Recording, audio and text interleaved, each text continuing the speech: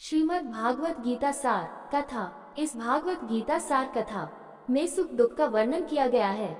इस भागवत गीता में मानव के लिए हर अच्छे और बुरे कर्मों का वर्णन दिया गया है। दोस्तों, आप सभी चैनल को सब्सक्राइब लाइक करते हैं, जिसमें आप लोगों को कुछ नहीं मिलता, पर इस चैनल पर जीने की राह और ज्ञान भरी बातें मिलती है। तो आपसे निवेदन है कि हमारे चैनल को आप सब सपोर्ट करें और हौसला दें कि हम आप लोगों के लिए अच्छा ज्ञान, अच्छी बातें और अच्छे राह पर चलने के लिए अच्छा ज्ञान आप सबके लिए पहुंचाता रहूं। नमस्कार मित्रों, आप सबका हमारे चैनल पर स्वागत है। दोस्तों, इस चैनल पर सारे वेदों का ज्ञान मिलेगा। भगवद गीता अध्याय 15 श्लोक 1। भगवान श्री उवाच ऊर्ध्वमूलमद शाखमश्वत्थ प्राहुरव्ययम् छन्दंसि यस्य पूर्णानि यस्तं वेद स वेदवित्। श्री भगवान उवाच ऊर्ध्वमूलम् अधः शाखम् अश्वत्थ प्राहुरव्ययम् छन्दंसि यस्य पूर्णानि यस्तं वेद स वेदवित्। श्री भगवान उवाच, परमात्मा ने कहा, ऊर्ध्वमूलम् ऊपर की ओर से पूर्व सहित, अधः नीचे की ओर, शाखाम शाखाएं, अश्वत्थम पवित्र गुल का वृक्ष, प्राहु वे टूटे हुए हैं, अव्ययम शाश्वत, छन्दंसी वैदिक मंत्र, यस्य जिससे, पर्णनि पत्ते, यह जो तम उसे वेद जानता है, स वह वेदवित् वेदों का ज्ञाता। श्री भगवान उवाच ऊर्ध्वमूलम् अधः शाखम् अश्वत्थ प्राहुरव्ययम् छन्दंसि यस्य पर्णनि यस्तं वेद स वेदवित्। अनुवाद। भगवान ने कहा, वे एक शाश्वत अश्वत्थ वृक्ष की बात करते हैं जिसकी जड़ें ऊपर और शाखाएं नीचे हैं। इसकी पत्तियां वैदिक ऋचाएं हैं और जो इस वृक्ष के रहस्य को जानते हैं वही वेदों का रहस्य है। भगवान श्री कृष्ण शाश्वत अश्वत्थ वृक्ष की करते हैं, जो एक पीपल बात का पेड़ है जिसकी जड़ें ऊपर और शाखाएं नीचे होती हैं। अश्वत्थ का अर्थ ये भी है जो अगले दिन भी एक जैसा नहीं रहता, या ऐसा कुछ है जो लगातार बदलता रहता है। विश्व के लिए संस्कृत शब्द संसार को संस्कृत शब्दकोश में इस प्रकार दर्शाया गया है, संसारतीति संसार, कुछ ऐसा जो लगातार बदल रहा है। विश्व के लिए एक और संस्कृत शब्द जगत को भी गच्छति जगत के रूप में परिभाषित किया गया है, जिसका अर्थ है कि यह स्थिर गति वाला संसार है। दुनिया बस महीन या स्थिरता कमजोर नहीं है, बल्कि एक दिन ये पूरी तरह से नष्ट हो जाएगा और भगवान के पास वापस चला जाएगा। इसलिए हम जिस दुनिया में रहते हैं वह शख्स है या अश्वत्थ है। भगवान के शिष्य हैं कि यह भौतिक जगत आत्मा के लिए एक विशाल अश्वत्थ वृक्ष की तरह है। इसकी जड़ें ऊपर की ओर जा रही हैं। ऊर्ध्वमूलम् जो भगवान से उत्पन्न होते हैं, जेनी द्वारा नामांकित और राजदूत हैं। नीचे की ओर से फोटो खिंचवाई गई शाखाएं, अधः शाखम भौतिक क्षेत्र के विभिन्न निवासियों से सभी जीवन रूपों को जोड़ते हैं। इसकी पत्तियां वैदिक मंत्र छंदसिक हैं, जो अनुष्ठानों, उत्सवों और फलों का वर्णन करती हैं। ऐसे अनुष्ठानों को करने से आत्मा स्वर्ग में जा सकते हैं और दिव्य सुखों का आनंद ले सकते हैं, लेकिन अंततः जब पुरस्कार समाप्त हो जाते हैं तो वे वापस धरती पर लौट आते हैं। इस प्रकार अश्वत्थ वृक्ष के वृक्षों के दर्शनीय उदाहरणों को स्थापित किया जाता है और जीवन मृत्यु के सतत चक्र को बनाया जाता है। इस अलौकिकता के कारण ऋषियों को आदि अंत का अनुभव नहीं होता है। मूलतः संसार का ये वृक्ष रूप अव्ययम अर्थात शाश्वत है। जैसे समुद्र का जल तरंग समुद्री बादल बन जाता है जो पृथ्वी पर टूट जाता है, फिर नदियां बन जाती हैं और अंततः समुद्र में वापस चली जाती हैं। इसी प्रकार जीवन मृत्यु का चक्र भी शाश्वत रहता है। वेदों में भी इस वृक्ष का उल्लेख है। ऊर्ध्वमूलो वक्षाकेशो श्वेत सनातन कठोपनिषद 2.3.1। अश्वत्थ वृक्ष अपने वृक्षों के साथ ऊपर की ओर और वस्तुओं के साथ नीचे की ओर शाश्वत है। ऊर्ध्वमूलम् अर्वाक्ष वृक्ष यो संप्रति न स जातु जनः श्रद्धात् मृत्युतुर्मा मर्यादिति तैत्तिरीय आरण्यक 1.1.5। जो लोग इस वृक्ष को इसके पूर्वजों से ऊपर और नीचे तक जानते हैं, उन्हें विश्वास नहीं होगा कि उनकी मृत्यु हो सकती है।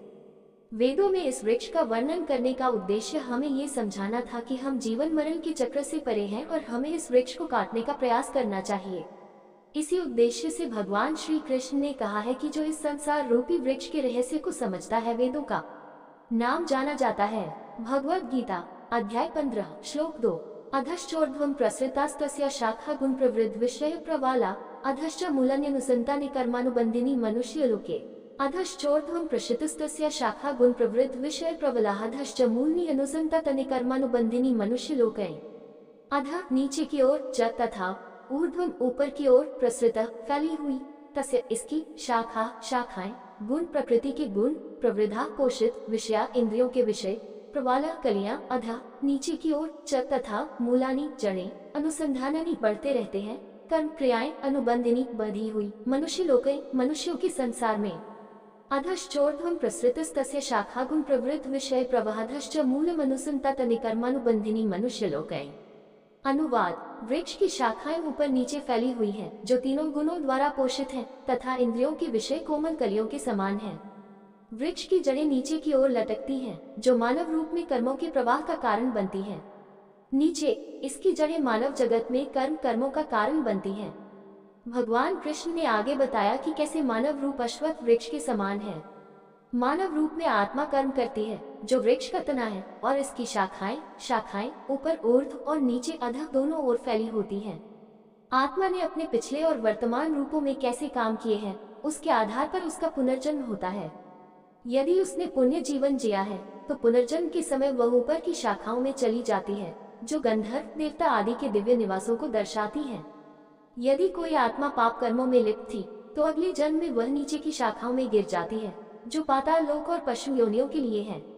जिस प्रकार जल किसी वृक्ष को सींचता है, उसी प्रकार प्रकृति के 3 गुण इस भौतिक अस्तित्व के शाश्वत वृक्ष को सींचते हैं। इन गुणों से उत्पन्न इंद्रिय विषय वृक्ष पर कलियों के समान है, विषय प्रवाल जो अंकुरित होकर आगे वृद्धि का कारण बनते हैं। ये कलियां भौतिक इच्छाओं की कई हवाई जड़ें बनाती हैं। उदाहरण के लिए अंजीर परिवार का एक अन्य वृक्ष बरगद के वृक्ष की हवाई जड़ें होती हैं, जो शाखाओं से सीधे जमीन तक बढ़ती हैं और समय बीतने के साथ ये द्वितीय तने में बदल जाती हैं। इससे बरगद का पेड़ बहुत बड़ा हो जाता है और एक बड़े क्षेत्र को कवर करता है। कोलकाता के बॉटनिकल गार्डन में द ग्रेट बरगद सबसे बड़े ज्ञात बरगद के पेड़ों में से एक है। ये लगभग 4.7 एकड़ के विशाल क्षेत्र में फैला हुआ है। इसी तरह भौतिक दुनिया के संदर्भ में इंद्रिय विषय अश्वत्थ वृक्ष पर कलियों की तरह हैं, जो व्यक्ति में शारीरिक सुखों की इच्छा जगाने के साथ ही हवाई जड़ों में उगाते हैं। इन इच्छाओं को पूरा करने के लिए जीव कर्म करता है, लेकिन ये इच्छाएं अनंत हैं और बढ़ती रहती हैं, हवाई जड़ों की तरह, जो इस रूपक वृक्ष को पोषण प्रदान करती हैं, जिससे इसका असीमित विस्तार होता है। अंततः आत्मा भौतिक चेतना के इस जाल में और उलझ जाती है। भगवद गीता अध्याय 15 श्लोक 3-4 न रूपमस्य तथोपलभ्यतेनान्तो न चादिर्म च संप्रतिष्ठा अश्वत्थमेन सुविरुमूलमस्मिन् शास्त्रेन्द्रियं चित्वा 3 तत् पदं तत्परिमार्ग्यव्यन्यस्मिन् गता न निवर्तन्ति भूय तमेव चाद्यं पुरुष प्रपद्येत संकेत प्रसृता पुराणी। न रूप अस्येह तथोपलभ्यतेनान्तो न चादिर्न च संप्रतिष्ठाश्वत्थेन सुविरुद्धमूलमसं शास्त्रेन्द्रियं चित्वा तत् पदं तत्परिमार्ग्यव्यं यस्मिन् गता न निवर्तन्ति भूयः तमेव चाद्यं पुरुष प्रपद्येत प्रवृत्तिः प्रसिद्ध पुराणी। न नहीं रूपम रूप अस्य इसका यह इस जगत में तथा इस प्रकार उपलब्धते माना जाता है। न तो अंत न ही च भी आदि प्रारंभ न कभी नहीं च भी संप्रतिष्ठा आधार अश्वत्थम पवित्र वट वृक्ष एना ये सुविरुद्ध मूलम गहरी जड़ वाला असंग शस्त्रे वैराग्य रूपी कुदाल से दृढ़ बलवान छित्वा काट कर ततः तब पदम स्थान तक वह परिमार्ग्यव्यम खोजना चाहिए यस्मिन जहाँ गता जाकर न नहीं निवर्तन्ति लौटना भूय फिर तम उनके पास एक निश्चय ही च तथा अद्यम मूल पुरुषम परमेश्वर प्रपद्ये शरण लेना यतः जहाँ से प्रवृत्ति क्रिया प्रसृति प्रवाहित हुई पुरानी बहुत पुरानी। न रूप अस्येह तथोपलभ्यतेन तो न चदिर न च संप्रतिष्ठश्वत्थैन सुविरुद्ध मूलसं शस्त्रेन्द्रियेण चित्वा ततः पदं तत्परिमार्ग्यव्यं यस्मिन् गता न निवर्तन्ति भूयः तमेव पुरुष प्रपद्येत प्रवृत्तिः प्रसृत पुराणी। अनुवाद, इस संसार में इस वृक्ष का वास्तविक स्वरूप नहीं देखा जा सकता, न ही इसका आदि न अंत न ही इसका निरंतर अस्तित्व, लेकिन इस गहरी जड़ों वाले अश्वत्थ वृक्ष को वैराग्य की मजबूत कुल्हाड़ी से काट देना चाहिए। फिर हमें इस वृक्ष के मूल को खोजना चाहिए, जो कि परमेश्वर है, जिनसे बहुत समय पहले ब्रह्मांड की गतिविधियां प्रवाहित हुई थी। उनकी शरण में जाने पर हमें इस संसार में फिर कभी नहीं लौटना पड़ेगा। श्री कृष्ण कहते हैं कि देहधारी आत्माओं के लिए अश्वत्थ वृक्ष का रहस्य समझना आसान नहीं है, क्योंकि वे जीवन और मृत्यु के निरंतर चक्र में उलझे हुए हैं। वृक्ष की कलियां, जो इंद्रियों के विषय हैं, उन्हें इच्छाओं को विकसित करने के लिए लुभाती हैं। अज्ञानी आत्माएं इन इच्छाओं को पूरा करने के लिए कड़ी मेहनत करती रहती हैं, जो केवल बढ़ती रहती हैं और वृक्ष को और अधिक बढ़ने के लिए पोषण देती हैं। जब ऐसी इच्छाएं पूरी हो जाती हैं, तो वे दोगुनी तीव्रता के साथ लालच में लौट आती हैं। लेकिन जब बाधा उत्पन्न होती है, तो एक क्रोध पैदा करती है, जो बुद्धि को धुंधला कर देती है और अज्ञानता को और गहरा करती है। शरीर में आत्मा अपने को केवल हाड़ मांस का बना हुआ व्यक्ति ही समझती है। वह अपने मूल और शाश्वत अस्तित्व को भूल जाती है। वह अपने मानव नाम, परिवार, देश आदि से ही अपनी पहचान बनाती है। इस प्रकार शारीरिक आवश्यकताओं की पूर्ति और भौतिक सुख की खोज में जीव निष्फल प्रयासों में लग जाता है। कभी कभी अपनी भौतिकवादी इच्छाओं की पूर्ति के लिए मनुष्य जाने अनजाने में पाप कर बैठता है। इनसे वह अधोगति की ओर जाता है और निम्न योनियों और अधोलोकों में जन्म लेता है। वहीं कभी कभी वह इस वृक्ष के पत्तों की ओर आकर्षित होती है, जो वेदों के अनुष्ठान है। ये पुण्य संचय में सहायक होते हैं। भौतिक सुखों की प्रवृत्ति मनुष्य को ऐसे पुण्य कार्यों में संलग्न होने के लिए प्रेरित करती है। पुण्य आत्मा को दिव्य धामों में ऊपर की ओर ले जाने में सहायता करते हैं, लेकिन जब ये पुण्य क्षीण हो जाते हैं तो उसे वापस निम्न योनियों में भेज दिया जाता है और यह चक्र चलता रहता है।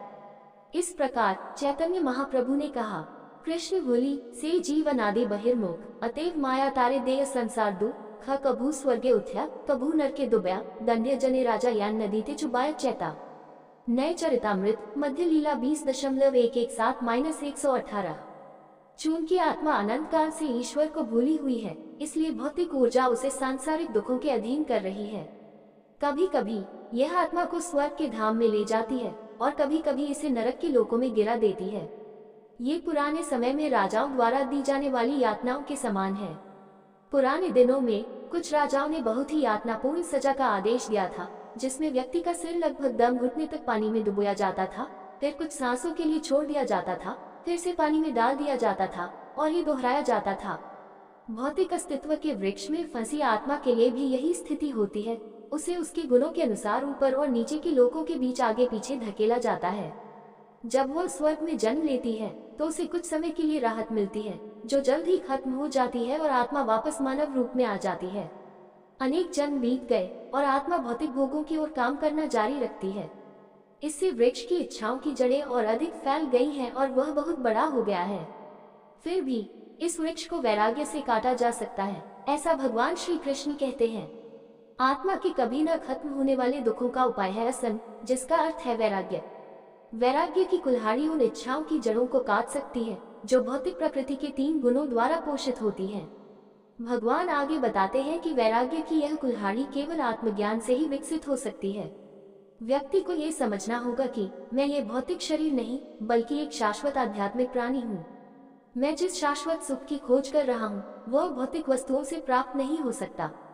इस भौतिक शरीर की भौतिक इच्छाओं की संतुष्टि के लिए मेरे प्रयास तृप्त नहीं होते, वे मुझे केवल संसार या जीवन और मृत्यु के जाल में और अधिक फंसा रहे हैं।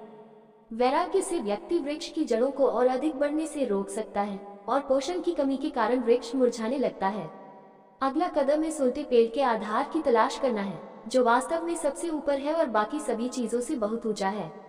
यहीं पर सभी सृष्टि के सर्वोच्च भगवान निवास करते हैं।